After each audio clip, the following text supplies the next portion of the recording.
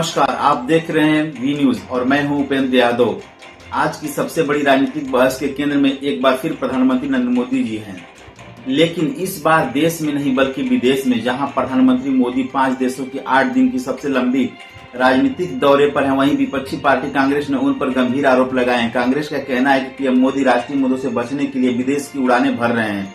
आइए आपको दिखाते हैं आज की सबसे बड़ी राजनीतिक कहानी और बताते हैं क्यों कांग्रेस ने प्रधानमंत्री को कहा है सुप्रीम प्रीमियम फ्रीक्वेंट फ्लायर।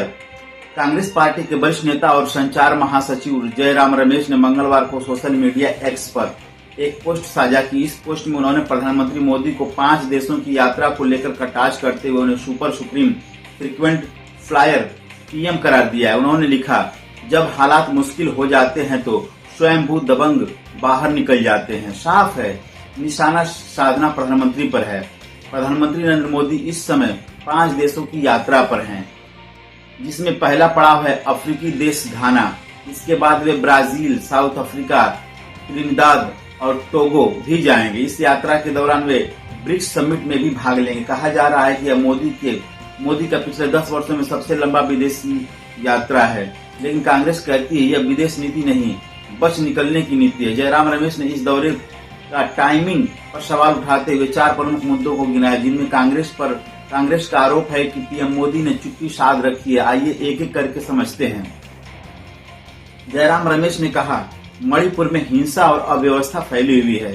राज्य में डबल इंजन की सरकार विफल हो चुकी है, लेकिन प्रधानमंत्री अब तक वहां का दौरा नहीं किया। उन्होंने यह भी आरोप लगाया कि रक्षा अधिकारियों के मुताबिक पीएम मोदी के फैसलों के कारण ऑपरेशन सिंदूर के पहले 2 दिन भारत के लिए नुकसानदायक रहे। जयराम रमेश का इशारा इंडोनेशिया के एक भारतीय रक्षा अधिकारी के उस बयान की तरफ था, जिसमें कहा गया है कि वायुसेना को राजनीतिक निर्देशों की वजह से रणनीतिक नुकसान उठाना पड़ा।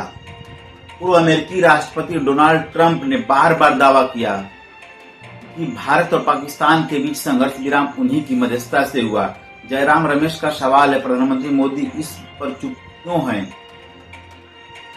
जयराम रमेश ने कहा, पहलगाम में हुए आतंकी हमले को 70 दिन बीत चुके हैं, लेकिन अब तक हमलावरों को न्याय के कटघरे में नहीं लाया गया। प्रधानमंत्री मोदी इस समय घाना में हैं। जयराम रमेश ने अपने एक और पोस्ट में घाना की स्वतंत्रता सेनानी क्वामे नक्रुदा को याद किया और उन्होंने भारत के पहले प्रधानमंत्री पंडित जवाहरलाल नेहरू के करीबी बताया। आगरा में इंडिया हाउस वाली सड़क का नाम नेहरू के नाम पर है और दिल्ली में क्वामे नुक्रमा मार्ग भी है। जयराम रमेश